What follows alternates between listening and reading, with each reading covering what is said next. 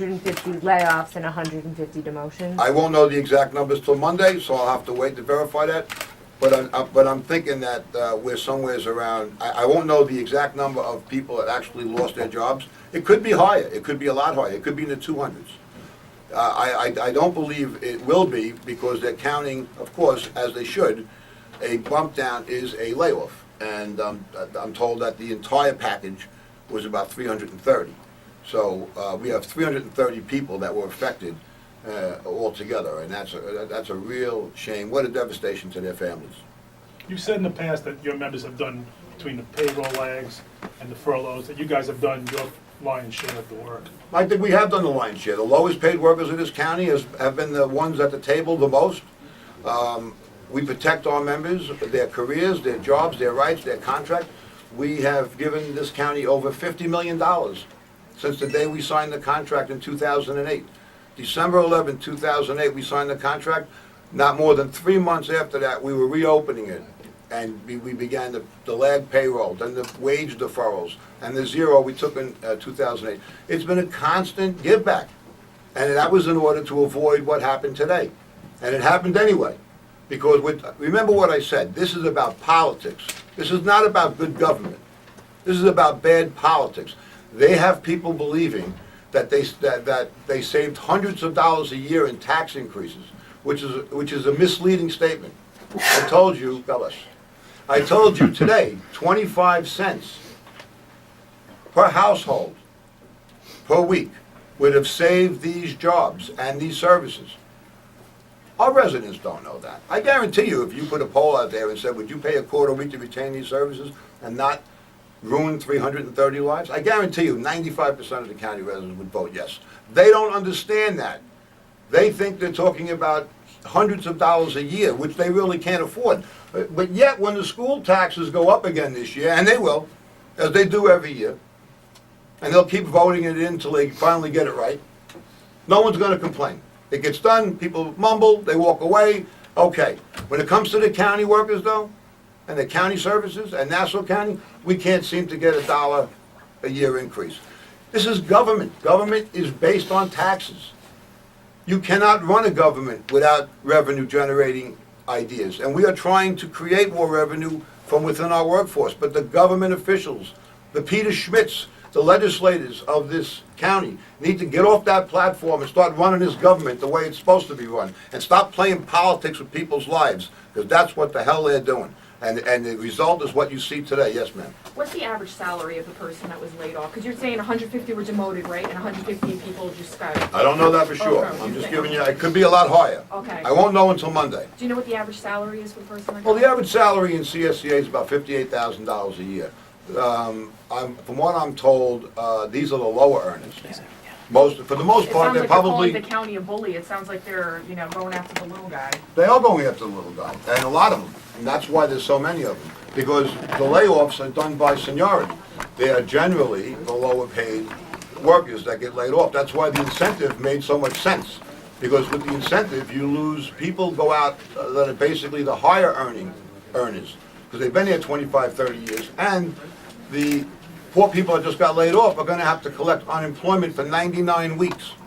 That's going to pay, the county's going to pay for that, dollar for dollar. So that could be $40,000 in many instances, because $400 a week, I understand, is the max. For 99 weeks, that's $40,000 that the taxpayers are going to be paying anyway. They didn't save any money. This was a political maneuver, not a governmental maneuver. Trust me when I tell you. If you look at the books next year, you're not going to see a single dime saved in this budget. Jerry, what about the process today? How was it handled? I hear a lot of complaints that this process was handled very poorly, very impersonally, not a lot of, compassion from supervisors and managers. What are you hearing from your members? I'm starting to hear that now. That's very unfortunate, because these are their co-workers, and some of these people they've known for many, many years. I guess, management is not worried about how to carry out the process, just carry it out. And that's sad. I mean, look, me as the union president, I've been doing this for 6 years now. I've not only their union rep and their union president, but I've gotten to know many of these people and become friends with them.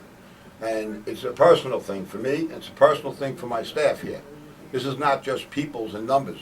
These are human beings in their lives, and how can you treat people with such disrespect when in fact they're gonna go home and have to tell their families the devastating news?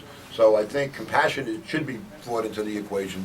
Unfortunately, in government, as you saw in Wisconsin, when they just cut people's livelihoods right out of the ballpark, when you're riding that political platform, I guess compassion and caring doesn't come into the equation. It does on this end, I can tell you right now. This has affected me personally.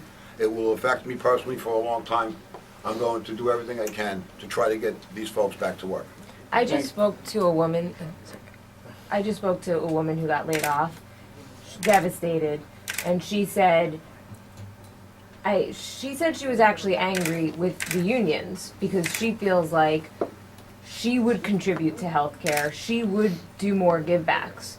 So what do you say to some of those laid off workers who wanted you to perhaps make more concessions when it comes to areas like Well, I healthcare? understand that. I mean, there's going to be anger out there. They don't understand what we've been trying to do. They weren't at the negotiations. We did try to make some concessions. We did try to get them to come around and mitigate these layoffs. I had told you in the beginning, they wanted to hear none of it. The only thing that would have stopped this was a 20% permanent pay cut and a 5-year wage freeze. My members would not have voted that in. They would have thrown me out for bringing it back to them. And why would my members be expected to take that kind of sacrifice? They're having enough trouble trying to make ends meet now. So healthcare, one issue, two issues, that's not the problem. The problem is the county tuned us out and said, this is the deal. You either take a 20% pay cut and stay frozen for 5 years, or we're going to have no choice but to lay you off.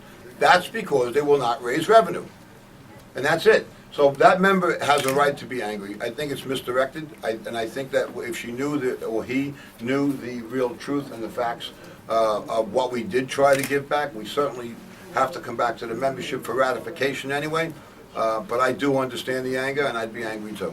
What about, is there anything else ongoing in terms of the union and the county? We've talked in the past about still some level of concessions that would involve the pay freeze being lifted, maybe the education stipend being given back. Is that a dead issue at this point? No, it's not dead. No, it's not dead. We gave them an offer, and we're not going to bring it to our membership until it's approved by the control board. And in fact, we're still working on some of those ideas by giving the county executive ideas of how to raise more revenue with our workforce. So we're actually part of the solution, not the problem. But we're being treated as we are the problem. And everyone knows it's not the CSCA worker and our contract that's the problem here. It's just that we're the most vulnerable because we're spread out over 40 departments. And we have 800 plus titles here. So we're easy pickings for these folks.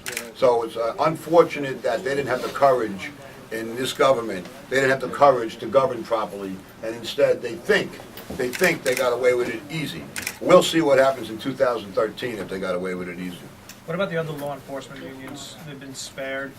Any resentment, anger that this all falls in the back of civil service and not on law enforcement at all? I'm not going to say that anybody's been spared. I will say that the timetable that was initially laid out didn't work out, certainly, but I said before, there is no round two for CSCA as far as we're concerned. And I understand that there's a substantial round two for the other bargaining units. That's something they're going to have to work out with their members and the county. I'm not going to get into their negotiations, but as far as we are concerned, we've met the target. CSCA is done. There is no round two. Our round two is trying to get my members unfrozen. How many workers took that separation incentive? I think 100. So are you hopeful that perhaps some of these laid off workers next week or in a couple weeks might be hired back? We're going to be trying to do that, absolutely. We believe that in certain areas, certainly in social services, probation, there are areas, and I'm not going to start highlighting which ones we're going after. We're going to try to get the county to start bringing people back based on the incentive, absolutely. We know we've saved at least 150 jobs. We just don't know which jobs, and that's not my determination to make. It's jobs, but that's going to be up to the county executive to decide. That's his purview, that's his right as the executive of this county to rehire. I hope they all get rehired, and we're going to try to do that. And you know, when you lay someone off for economic reasons, that's one thing. County and management has that right. They do not have the right, however, to lay someone off and then give their work to a private contractor. And if we find any of that out, we will be in court and we will be demanding that those people be brought back to work. And I guarantee you, we are gonna find that out in many instances. It's gonna happen because it's happened already.